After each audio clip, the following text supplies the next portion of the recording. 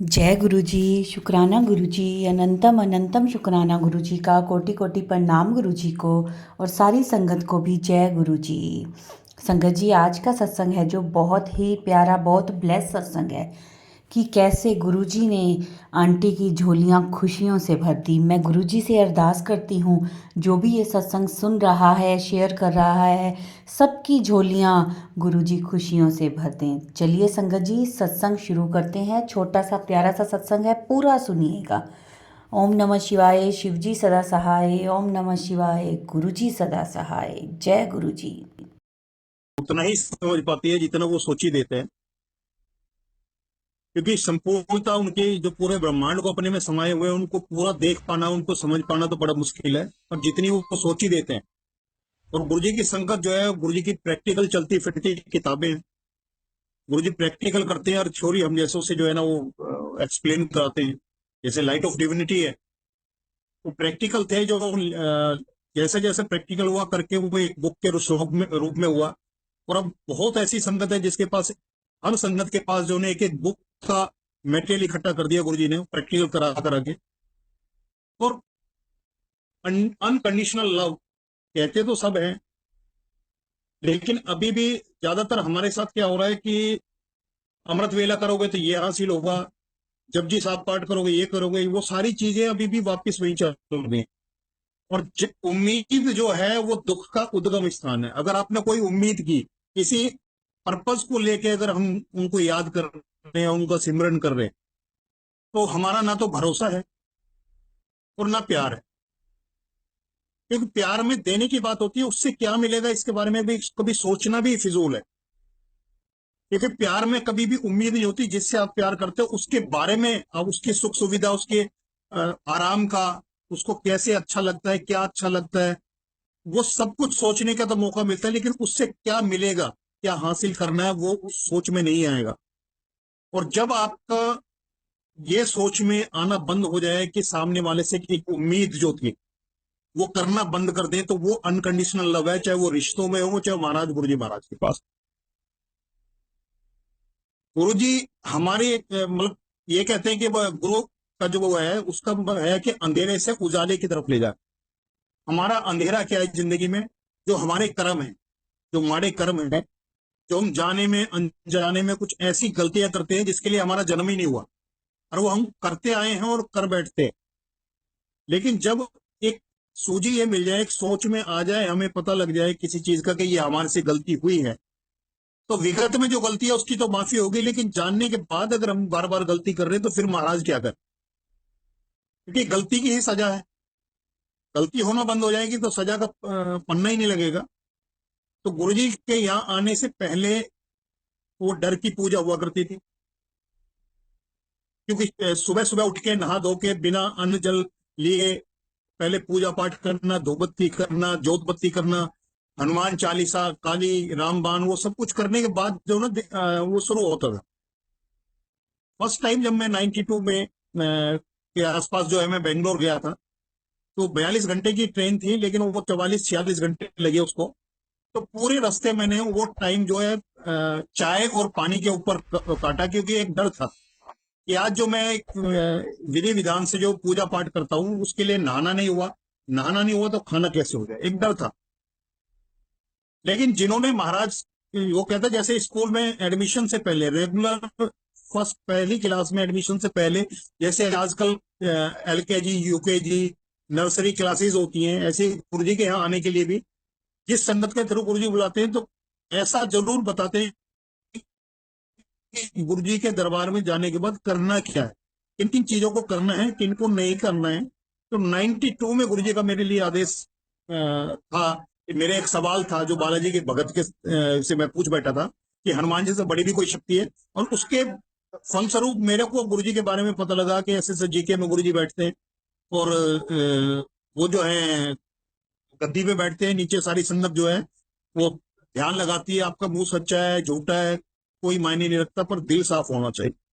तो पहला ये था कि हम अपने अंदर की सफाई करें, कि दिल साफ होना चाहिए। पहली क्लास में जाने से पहले गुरुजी के यहाँ जो है ना, गुरुजी ने ये चीज दी। वो दिल साफ करने के लिए करीब 14 साल मेरे को लगे, कि 92 में पता लगने के बाद में मैं 2006 में मैं साक्षात गुरु जी के यहाँ गया। इस संगत के थ्रू गुरु जी ने मेरे को बुलाया। उसने एक चीज बताई थी कि गुरु जी जानी जहान है, जिसको वो अपने दर पे बुला रहे हैं सब कुछ पता है, ना तो वो प्रवचन देते ना उनको कुछ बताने की जरूरत पड़ती। उसने ये चीज बताई थी। पहले दिन जब मैं गया था तो वो नजारा जो 92 में वो अंकल ने बताया था, बालाजी के भगत ने, वो चीज मेरे को वहां समझ में आई कि उन्होंने बताया गद्दी पे जो है महाराज बैठते हैं, गुरुजी बैठते हैं और बाकी नीचे संगत कालीन बिछा होता है और संगत बैठती है। शब्द का नहीं बताया था पहले उन्होंने, लेकिन शब्द उन्होंने वहां मेरे को सुनवाए। पंजाबी समझ में नहीं आती, जन्म पंजाबी मोहल्ले में हुआ, लेकिन वहां से आके फिर यूपी के लोगों के बीच में मेरा जो है ना जो परवरिश हुई, तो वहां जाके वो पंजाबी खत्म हो गया। लेकिन जब गुरुजी के यहाँ गए तो पंजाबी वो चलने लगे। तो पहले दिन ही जो गुरुजी ने मेरे को एक अंदर जो होता है ना भरोसा और सब्र, आस्थावान तो मैं शुरू से था क्योंकि 13 साल से रामलीला से जुड़ा हूं। तो एक भरोसा और विश्वास तो था कि इस सृष्टि को चलाने वाली कोई शक्ति है, वो तो शुरू से था। मतलब जब ये सोच भी नहीं थी, लेकिन रामलीला जो किया करते थे उसके लिए पूरे साल कोशिश करते थे। 5 पैसे चवन्नी जो कुछ पैसे मिलते थे साल में, हमें पॉकेट मनी कुछ मिलती थी उस समय पे, उसको जोड़ा करते थे कि रामलीला में काम करना है। तो एक जो श्रद्धा, एक जो भाव था, जो पॉजिटिविटी थी, वो तो तब से शुरू हुई। और मंदिरों में मैं कभी जाता था तो अंदर का जो मेरा भाव अपना जो होता था वो यही होता था कि हे ईश्वर, ये दुनिया जो दुखी है, ये सारे दुख मेरे को मिल को मेरे को ले जा और इस सारी दुनिया को सुखी कर दे। ये भाव तब था जब मैं जानता नहीं था कि भक्ति क्या है और पूजा पाठ क्या होता है, लेकिन एक अंदर भाव चलता था कहीं भी जाता। तो गुरुजी के यहाँ जब पहली बार आया तो जब लॉकेट वो क्लिप वाले जो है ना गुरुजी के स्वरूप बांट रहे थे और मेरे को नहीं मिला, मैं हैंड वॉश करने के लिए चला गया। तो मैंने उसको, जो मनोज अंकल थे उनको मैंने एक साइड में जाके जो है ना एम्पायर स्टेट में वहां जब गए थे 2006 में 12 मार्च को, तो मैंने उसको बोला, मैंने कि मैं तो हाथ धोने और पानी पीने की लाइन में लगे और ये तो गुरुजी का फोटो बांट रहे, वो चले गए। तो उसने तीसरी जो उसने बताई कि टाइमिंग प्रायोरिटी गुरुजी की है, कब किसको क्या देना है, कितना देना है, कैसे देना है, वो सब कुछ डिसाइड गुरुजी करते हैं। और एवरी सब कुछ उनके हाथ है, हमारे हमारे लिए कुछ नहीं छोड़ा हुआ। तो उसने बोला, और उसी दिन जब आगे लेने की लाइन में लग रहे थे वही अंकल आए, मेरे पास आके खड़े हुए, कुर्ते की जेब में हाथ डाला, 2 स्वरूप निकाले, एक मेरे को दिया, चला गया। वो पहला दिन था और मेरी जिंदगी का भरोसा गुरुजी ने उस दिन टिकाया, क्योंकि 14 साल मेरे को तपाया। 92 से 2006 का जो पीरियड था वो मेरी एक तरह से उन्होंने पक्का किया कि जब ये आए तो वापस मुड़े ना।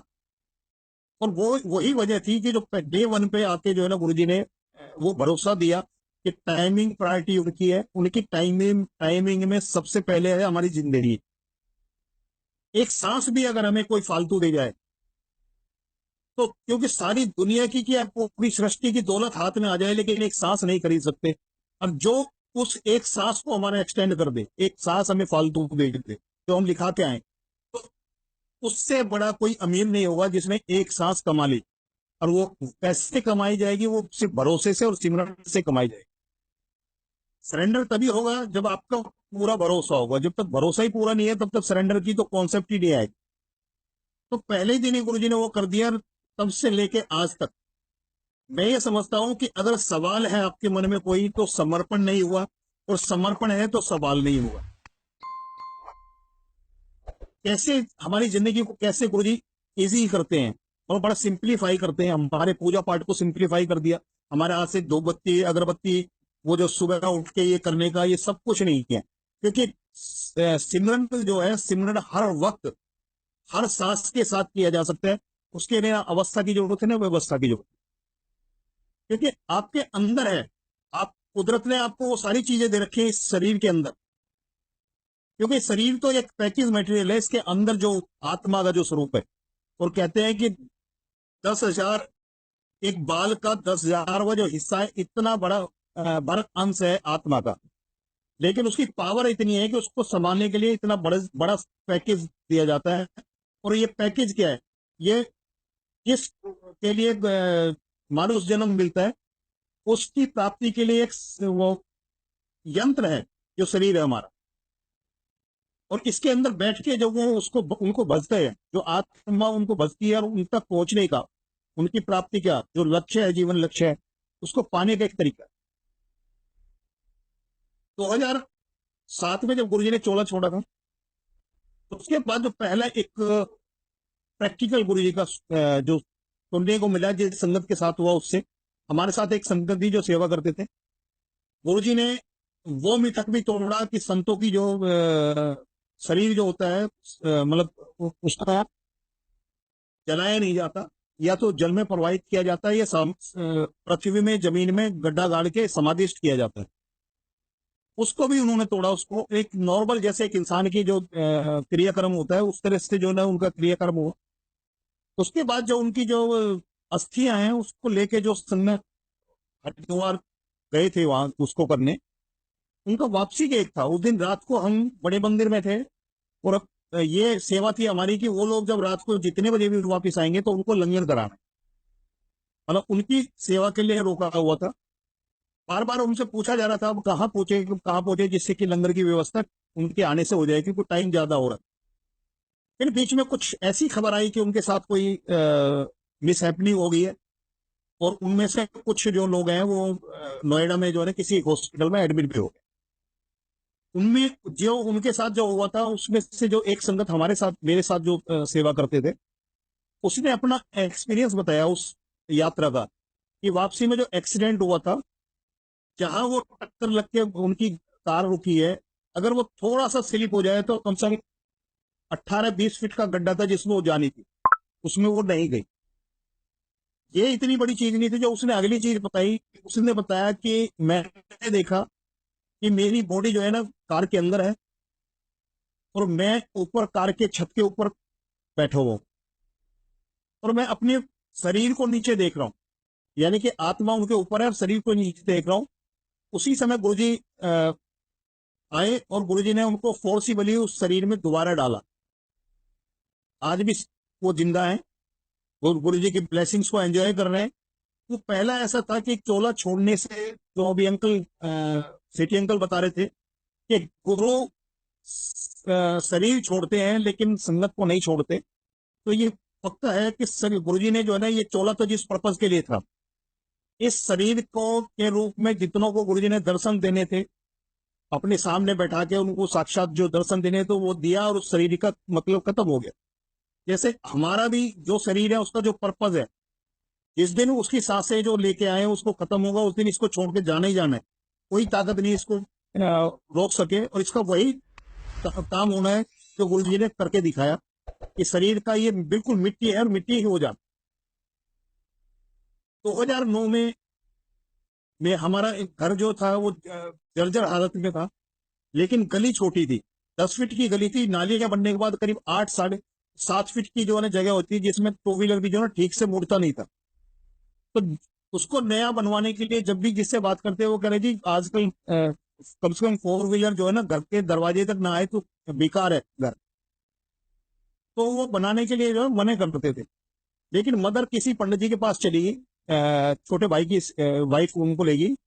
पंडित जी ने बता दी कि ये दिन जो है ना ये बड़ा शुभ होता है, इससे उसमें मकान बनेगा वो बिल्कुल अच्छा बनेगा। मदर ने बिना मेरी हमारे भाइयों की नॉलेज के जो है ना मदर ने मजदूर बुला के और उस मकान को तुड़वाना शुरू कर दिया, पिताजी वाला कमरा तुड़वाना शुरू कर दिया। 2 दिन बाद छोटे भाई को पता लगा कि मदर ने ऐसे ऐसे मजदूर लगा के मकान तोड़वाना शुरू कर दिया, जबकि हम उसको बनवाना नहीं चाह रहे। हम चाह रहे थे कि कोई ढंग की जगह लेके और उसमें शिफ्ट हो जाए। 2 दिन बाद जब हम मदर के पास गए, मदर को बोला कि मदर ये अम्मा ये क्या किए, तो अम्मा कहने की भैया पंडित जी के पास गई थी, उसने बताया बहुत अच्छा मुहूर्त है, और इसलिए मैंने शुरू करा दिया। तो मैंने कहा पंडित जी ने ये तो बोल दिया कि मुहूर्त अच्छा है, पर ये बनाने के लिए पैसे कहाँ से आएंगे वो भी तो पूछ लेना था उसको।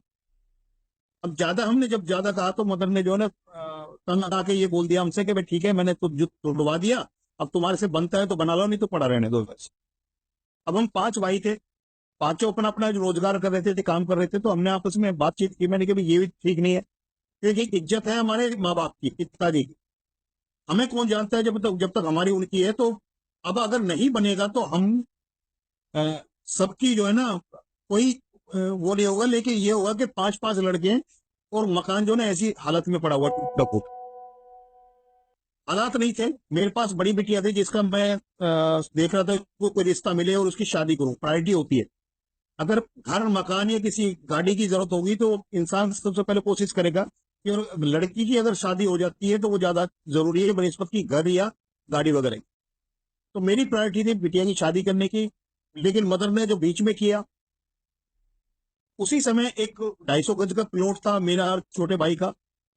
जो इंसान ये कह रहा था कि अगर इस रेट में ये प्लॉट कोई ले ले तो मैं आपके टांग के नीचे से निकल जाऊंगा, वो आता है और आके जो है ना एक हैंडसम अमाउंट देके कह जी मेरे रिश्तेदार को चाहिए और मुझे नहीं पता और मैं ये पैसे छोड़ के जा रहा हूँ, आपने देना ही देना। तो वो गुरुजी ने, हमारी सोच में नहीं था लेकिन गुरुजी ने ऐसा एक रास्ता निकाल दिया कि वो अपने आप आ गया, हमने कोई अप्रोच नहीं की उसको, वो आ गया, एक हैंडसम अमाउंट दे गया जिससे वो काम शुरू हो गया। काम वो मकान बनते बनते 2010 आ गया। उसी पीरियड में बिटिया का रिश्ता, लड़का मिल गया, रिश्ता तय हो गया। 10 मार्च 2010 को उसकी शादी का तय हुआ।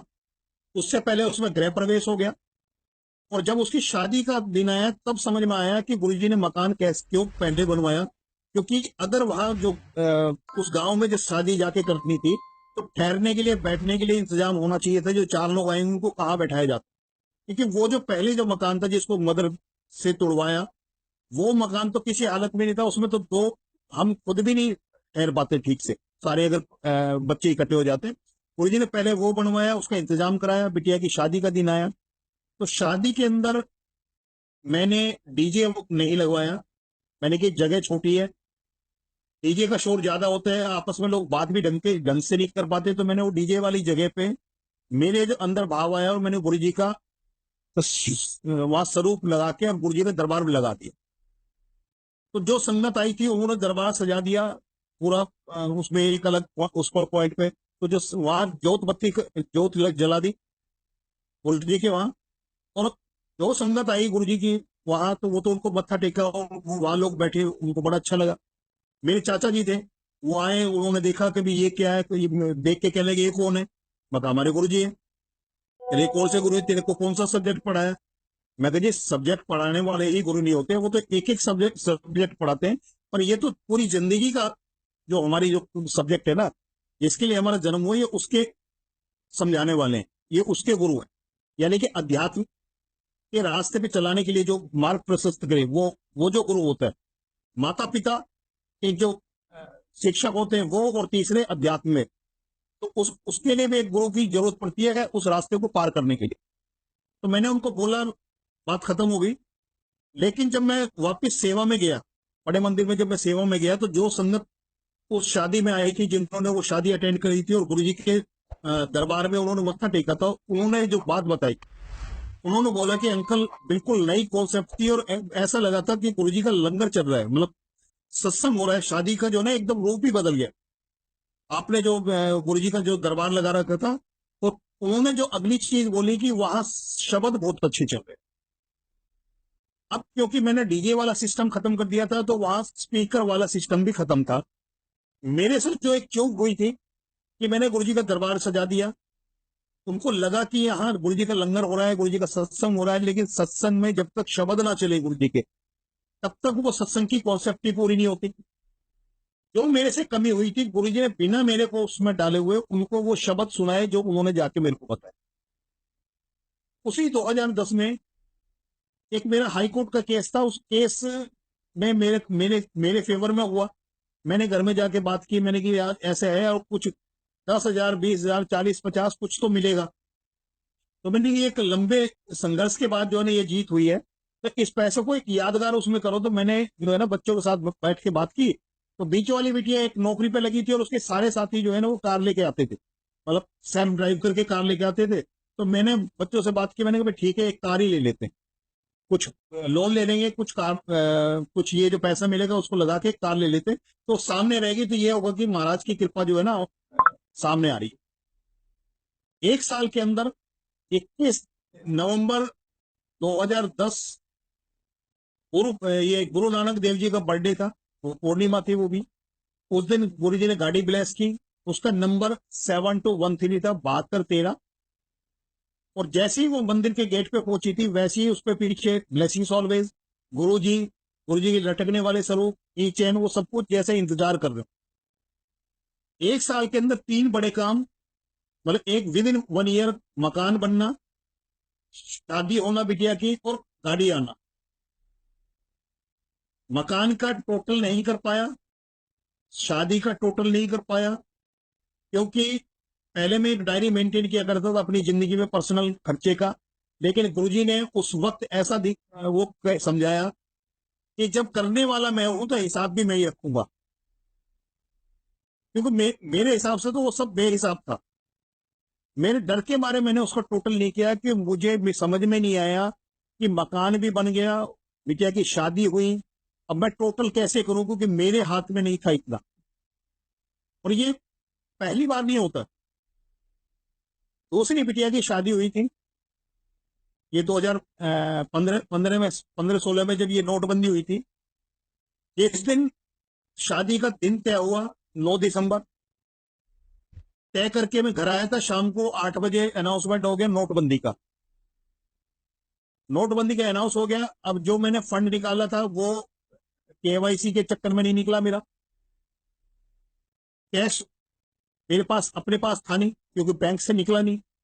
लेकिन जो गुरु जी की संगत थी, उन्होंने, क्योंकि गुरु जब आदेश देते हैं, सूजी देते हैं, तभी कोई काम होता है। जो संगत साथ में सेवा करते थे, उन्होंने बोला कि अंकल आप सिर्फ कैश के चक्कर में जो ना, आप परेशान मत होना। मेरे पास जो संगत ने कैश वो किया, वो 7 लाख रुपए मेरे को कैश मेरे हाथ में था उस समय, उस नोटबंदी के वक्त में, जब लोगों के लिए 4-4 हजार रुपए निकालना भारी हो रहा था, 20-20 हजार निकल रहे थे जैसे, उस समय मेरे हाथ में वो था। ऑनलाइन जो पेमेंट जैसी हुई, वो सारी हुई। मेरा फंड जो मैंने जो निकाला था, फंड मेरा 1 पैसा नहीं निकला, और पूरी शादी मेरी हो गई बच्चे की। वापिस जब शादी करके हिसाब किताब लगाया है, तो जो 7 लाख रुपए इकट्ठा हुआ था, कैश इकट्ठा हुआ था, उसमें से एक भी पैसा खर्च नहीं हुआ। सारा इंतजाम हो गया, सब कुछ बन गया, सब कुछ तैयारी हो गई, शादी निमट गई, सब कुछ हो गया। और जब घर में आके देखा, और वो देखा, तो टोटल पैसा वैसे का वैसे ही पड़ा था।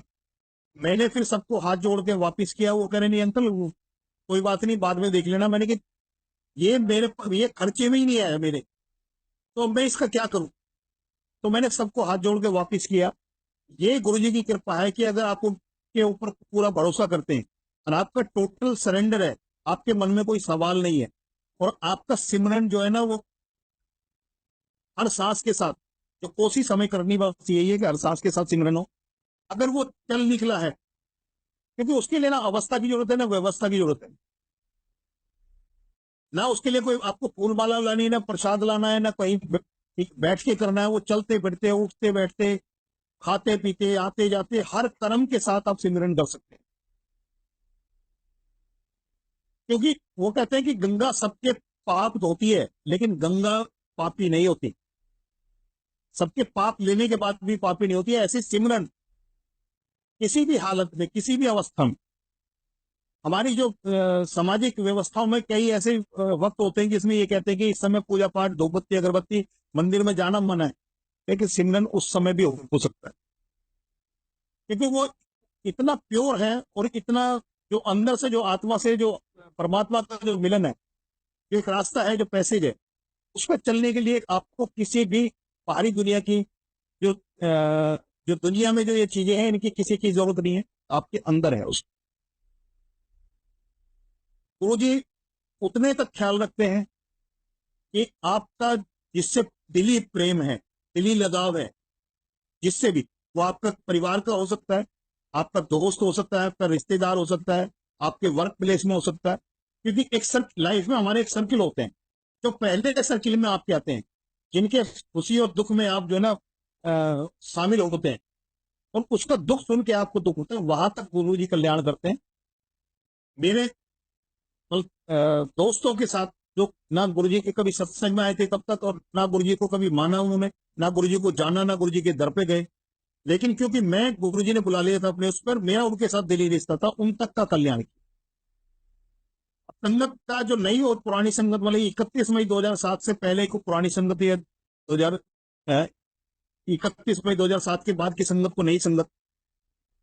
तो ये नई पुरानी का संगत का नहीं है, सिर्फ इतना है जैसे वो है कि द्रोणाचार्य जो थे वो राजगुरु थे, और जो पांडव और कौरव थे उन्हीं के बच्चों को वो अपने गुरुकुल में जो है ना शिक्षा दिया करते थे, शस्त्रों और शास्त्रों की शिक्षा उसमें दिया करते थे। एक भील का बच्चा था एकलव्य, उसके मन में भाव आया। तो जब ये कहते हैं कि गुरु चुनना हो तो उसके लिए भी बड़ा सोच समझना पड़ता है, और किसी समर्थ गुरु को, किसी पूर्ण गुरु का ही शरण लेनी चाहिए। और हम तो इतने भाग्यशाली हैं कि हमें चुनने की, गुरु को चुनने की जरूरत नहीं पड़ी, गुरु ने हमको चुना है। जैसे एक मिट्टी और एक पत्थर को मूर्तिकार चुनता है और उसको क्या बनाना है वो भी उसको पता है, तो ऐसे हम तो मिट्टी और पत्थर हैं, गुरुजी ने हमको चुना है, अब हमें क्या बनाना है अगर वो उनके हाथ में सौंपेंगे, सब कुछ उनके ऊपर सौंपेंगे, तभी जो वो हमें बनाना चाहते हैं, जो जहां तक हमें पहुंचाना चाहते हैं, वो तभी हो सकता है। तो एकलव्य का भाव आया, उसने पूछा, उसको पता लगा कि आज के युग में जो है सबसे बड़े जो है इसमें इस विधा के जो गुरु हैं वो द्रोणाचार्य। वो द्रोणाचार्य के पास गए, द्रोणाचार्य से उन्होंने अरदास की कि भाई मेरे को जो है ना अपना इसमें एडमिशन दे दो। उन्होंने बोला भाई ये तो राज परिवार का जो है ना गुरुकुल है, और इसमें तो जो आम जनता के बच्चे हैं उनका तो एडमिशन नहीं होता, तो मैं आपको नहीं वो कर सकता। वो जंगल में गया, उसने जो साक्षात दर्शन किए थे उसको लेके और उसने एक मिट्टी की मूर्ति बनाई द्रोणाचार्य की, और उसके सामने ही वो तीरंदाजी का अभ्यास करने लगा, उनकी परमिशन से उनके सामने करके और उसको भाव में। तो एक दिन द्रोणाचार्य के कौरव पांडव के बच्चों को, अर्जुन, नकुल, सहदेव, युधिष्ठिर, दुर्योधन वगैरह को लेके जंगल में जा रहे थे आर्चरी की शिक्षा देने के लिए, प्रैक्टिकल कराने के लिए। तो इतने में एक कुत्ता जो है ना द्रोणाचार्य के ऊपर भौंकने लगा। तो एक पेड़ के पीछे से जो है ना एकलव्य दर्शन कर रहा था अपने गुरु के, क्योंकि सामने इसलिए नहीं आ सकता था कि उन्होंने उनको एडमिशन देने से मना कर दिया। उसने देखा कि उनके गुरु के ऊपर जो है ना एक कुत्ता भौंक रहा है, तो उसने तीरों से उस कुत्ते का मुंह भर दिया। द्रोणाचार्य की नजर गई कि कुत्ते का भौंकना बंद हो गया, तो उसके मुंह तीरों से तो भरा गया लेकिन उसको हानि नहीं हुई, यानी तीर उसको कुछ चुभा नहीं है। तो उसने देखा कि ऐसा इतना बड़ा तीरंदाज कौन है जिसने ऐसा करिश्मा किया। तो उसने आवाज लगाई, तो एकलव्य निकल के सामने आया हाथ जोड़ के। तो उसने बोला कि भाई ये तुमने किया है? कि जी जी महाराज। तो कहने लगा भाई तुम्हारा गुरु कौन है? वो कहने लगे जी आप। कह रहा लेकिन मैंने तो कभी तुम्हें शिक्षा नहीं दी। कह जी मैं एक बार आया था आपके यहाँ, लेकिन आपने मेरे को जो ना राज परिवार का गुरुकुल होने की वजह से मेरे को एडमिशन नहीं दिया, आपने मुझे शिष्य नहीं माना, लेकिन मैंने आपको इनसे गुरु मान लिया, और मैंने आपकी प्रतिमा बना के, और आप ही से जो मैं जो सीखा है ये आपसे, ये और आपका ही सिखाया हुआ है। तो जो संगति 31 मई 2007 से पहले गुरु जी के सामने बैठ के आई वो तो अर्जुन बन पाए, लेकिन जो गुरु जी की मूर्ति के सामने, क्योंकि कहते हैं ना गुरु जी के स्वरूप भी जो है ना आपकी सुनते भी है और आपको जवाब भी देते हैं, वो हकीकत है। तो वो जो चीज है वो प्रैक्टिकल है कि जो संगति 31 मई 2007 के बाद गुरुजी अपने चरण में बुला रहे हैं, उनको तो साक्षात महाशिव से ही रूबरू हो रहे हैं, शरीर रूपी पर्दा उनके पास नहीं है। और जैसे मूर्ति से उसको एकलव्य बना दिया, उसी तरह से उस संगत को भी अर्जुन से आगे बढ़ के तीरंदाज बनाने की जो ना गुरु जी की कोशिश है। क्योंकि पहले दिन जो मेरे को एक स्वरूप मिला था क्लिप वाला, जो मैंने कहा था कि वो तो अंदर चले गए, मेरा एक दोस्त था जो उसके शादी में मैं उसका धर्म भाई बना था, तो उसकी मदद दिल्ली आए हुए थे, तो उनके पाँव में एक घाव था, राइट पाँव में घाव था, जिसमें 3 बड़ी पट्टियां जो है ना दवाई की घुसाई जाती थी। तो डॉक्टर ने, जब मैं गया तो पता लगा कि डॉक्टर ने बोला है कि जी पाँव काटना पड़ेगा, अदरवाइज ये है ना ये आगे बढ़ता गया तो पूरे शरीर में फैल जाएगा। तो मेरे अंदर भाव आया, मेरे पास जो क्लिप वाला जो स्वरूप था मैंने उन आंटी को दिया, मेरे दोस्त की मदर को, और मैंने एक ही चीज बोली जो मैंने सुना था उसमें, कि गुरुजी का स्वरूप भी सुनता भी है और कल्याण भी करता, बात करता। मैंने उनको यही बोला कि आपको जो भी परेशानी है, कहीं दुख दर्द है, इनको बताना, मेरे गुरुजी हैं, और आप इनको बताना, और जहां आपको दर्द है सिर्फ ये जो स्वरूप है इसको दिखा दिया। मैं इतना बोल के चलाया, 5 दिन मंदिर सेवा, उसके चक्कर में जो है ना वो ना तो फोन पे कभी बात हो पाई, ना उसके घर गया, और मुझे नहीं पता उनकी मदर का क्या हुआ। लेकिन जब एक दिन मेरे को पता लगा कि उनके मदर एक्सपायर हो गए और वो गांव गया हुआ है, जब वो दिल्ली आया तो वो उसके पास गया, तो तब मुझे लगा कि वो पाँव जो कटना था वो पाँव कट गया होगा, और उसके बाद में जो है ना वो अब उसी वजह से एक्सपायर हुए होंगे। जब मैंने पूछा कि मैंने कि तब उन्होंने बताया कि नहीं, वो तो जो गुरुजी का स्वरूप उनके पास गया था उसके विद इन 15 डेज वो घाव हीलअप होना शुरू हो गया था, और बिल्कुल ठीक ठाक दिल्ली से गए थे, और अब जो डेथ हुई है वो बिल्कुल नॉर्मल हुई है। वो दोस्त जिसने ना कभी गुरुजी को जाना, ना गुरुजी को माना, ना गुरुजी के पास गया, ना गुरुजी के सत्संग कहीं गया, जो मेरे से सत्संग सुनवाए उनको घर जाके जब मैं जाया करता था कभी कभी, तो उतने बार था। उनकी मदर ने तो कभी ये हिंदी और पंजाबी जानते नहीं थे, वो हिमाचली बोलते थे, उनको नहीं पता, लेकिन उनके ऊपर कृपा थी। तब वो मेरे दोस्त की वाइफ ने बताया कि जी जो स्वरूप आप देके गए थे वो हमेशा अपने हाथ में रखते थे, अगर 1 मिनट के लिए भी वो अगर आप हाथ से चला जाता तो वो सारे घर में हंगामा कर देते थे जब तक वो स्वरूप वापिस न मिल जाए। और जब उनकी डेथ हुई है तो उनकी मुट्ठी में था वो स्वरूप, और उनके साथ ही वो चला गया। ये इतनी बड़ी कृपा है कि उनके बच्चों को नहीं पता, मुझे नहीं पता कि गुरु जी के साथ जो कहते हैं ना 1 to 1 रिश्ता है सबका। एक परिवार में 5 मेंबर है, लेकिन पांचों का गुरु जी के साथ 1 to 1 है। कोई किसी के लिए कुछ नहीं कर सकता, और आपके और गुरु जी के बीच में अगर कोई आ रहा है, कोई ये दावा करता है कि मैं गुरु जी से आपकी ये अरदास कर दूंगा या ये इस काम के लिए सिफारिश कर दूंगा, तो वो आपका सबसे बड़ा दुश्मन है। क्योंकि आपकी अगर गुरु जी नहीं सुनेंगे तो आपके लिए किसी और की क्या सुनेंगे। 1 to 1 है। जैसे कुदरत ने हमें एक अलग से एग्जिस्टेंस देके इस दुनिया में भेजा है, जिसका कोई सिमिलरिटी नहीं है कहीं भी। कहते हैं कि 7 लोग एक चेहरे के होते हैं, लेकिन उनके भी हाथों के निशान, जबड़े का, बालों का, सब कुछ अलग होता है। तो इसी तरह गुरु जी के यहाँ भी सबकी आइडेंटिटी अलग है। तो उनकी मदर के साथ गुरु जी का क्या रिश्ता रहा, कैसे उसको गुरु जी ने ब्लेस किया, सिर्फ अपना स्वरूप उनके पास जाने के लिए। तो ये गुरु जी की कृपा है। और जब जिंदगी जो एक सांस जो बख्श दे आपको, और मैं अंत में यही बोलूंगा कि मैंने जो महसूस किया है कि आपके श्रद्धा भाव और भरोसे के बाद जो टोटल सरेंडर होगा, जैसे ही आपका समर्पण हो गया उसके बाद आपके पास कुछ बाकी नहीं बचा। मैं यही है कि शीशे में देख के कौन इंसान अपने आप को थैंक यू या सॉरी बोलता है। जिसको अपने से अलग मानता है उसको थैंक यू सॉरी बोला जाता है। और जब हमने टोटल गुरु जी को सौंप दिया अपने आप को, तो हम उनसे अलग कहाँ हुए। हमने अपने आप को सौंप दिया। अब जैसे एक मिट्टी और पत्थर कुछ नहीं रिएक्ट करता, तो हमने क्यों रिएक्ट करना। अगर हम थैंक यू सॉरी भी बोल पा रहे हैं तो इसका मतलब हम अपने पास कोई चीज बचा के रखी है, कोई ऐसी बचा लिया है जो हमने अभी तक गुरु जी को नहीं दिया। और वो बचाने वाली चीज एक ही है, वो है हमारी मैं। उस मैं का कुछ हिस्सा शेष है, विशेष है, जो हमने अपने पास रख छोड़ा है। जो चीज हमें थैंक यू या सॉरी के लिए या शुक्राना के लिए आगे प्रमोट करती है। तो मैं तो जब जब गुरु जी के सामने होता है तो ये कहते हैं तूने अपने पास रखा, बचा के ये सब कुछ दे दिया, अब तेरे पास बचा क्या है जो मेरे को देना चाहता है। तो यही है मालिक की कृपा कि उनकी टाइमिंग प्रायोरिटी यही है कि सबसे पहले जिंदगी, उसके बाद हेल्थ, और उसके बाद दुनियावी चीजें। एक अंत में मैं बताऊंगा, एक अभी एक लाइव जो सत्संग में जो है ना, मेरे को जो 4 चीजें दिखाई थी।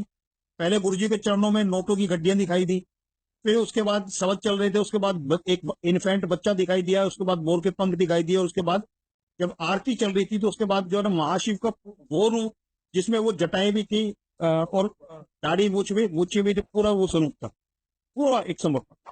तो गुरुजी से मैंने यही पूछा था, गुरुजी आपने दिखा तो दिया पर इसका मतलब समझ में नहीं आया। तो जो मतलब उन्होंने बताया, ये अंत में मैं ये वही बताना चाहूंगा कि सबसे पहले हमारी भूख होती है कि हमारे हाथ में दौलत हो, क्योंकि हम चाहते हैं कि दुनिया की हर परिस्थितियों को हम मैनेज कर सकते हैं कि हमारे पास पैसा आ जाए।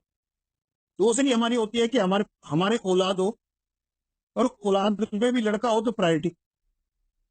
और तीसरी चीज होती है कि हमारी दुनिया के सारे सुख, हम कर्म कुछ भी करें लेकिन हम दुनिया के हर सुख को एंजॉय करें, हो गए। और फाइनली जो गुरु जी ने अपना जो स्वरूप दिखाया है, तो उन्होंने कहा कि जो गुरु जी बोलते थे ना कि जो मैं देने आया वो तो कोई मांगता ही नहीं है, वो था कि मैं जिसके लिए मैं आया हूं वो तो असल में ये है। और हम पिछले जन्मों से इन पहली 3 चीजों में ही अपने आप को उलझा के रख देते हैं, और वहां तक पहुंचने का रास्ता नहीं होता। मैं बार बार तुम्हें निकालना चाहता हूँ और तुम उसी में वापिस होकर जन्म दर जन्म जो है ना भटकते आ रहे। तो आज इतना ही है। गुरु जी की जो गुरु पूर्णिमा है, क्योंकि गुरु जी का जन्मदिन और पूर्णिमा ऐसा भी हुआ है कि एक दिन 2 दिन छोड़ के गुरु पूर्णिमा हुई। तो हम तो यही है कि जिस दिन गुरु जी ने जन्म लिया या उसी दिन हमारी जो जो पूर्णिमा है, क्योंकि साक्षात महाशिव जब इस धरती पे पूरे पूरे इस शरीर रूप में आ गए तो इससे बड़ी पूर्णिमा कोई नहीं होगी। तो आगे जो भी पूर्णिमा है, चाहे वो व्यास जी की है, जो भी कुछ है, कोई पूर्णिमा यहाँ से शुरू होती है और वहां आगे तक जाती है। तो यही आज के लिए इतना ही गुरु जी की गुरु पूर्णिमा का और जन्मदिन का। गुरु जी को क्या हम उनको वो करें, उन्होंने हमें ब्लेस किया है, हम उनके लिए क्या बधाई करें, वो सब कुछ उनके हाथ है। तो मैं यही करता हूँ कि भरोसा और सिमरन को बनाए रखो, जो आपको मिला है उसको संजोए रखो। जय गुरु जी। जय गुरु जी, शुक्राना गुरु जी। संगत जी, बहुत ही प्यारा ब्लेस सत्संग थे आज के। संगत जी, वीडियो को, सत्संग को लाइक किया करें, शेयर किया करें और कमेंट में जय गुरु जी ज़रूर लिखें।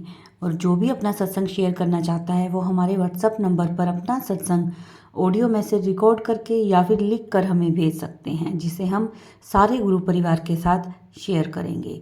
ओम नमः शिवाय, शिवजी सदा सहाय। ओम नमः शिवाय, गुरु जी सदा सहाय।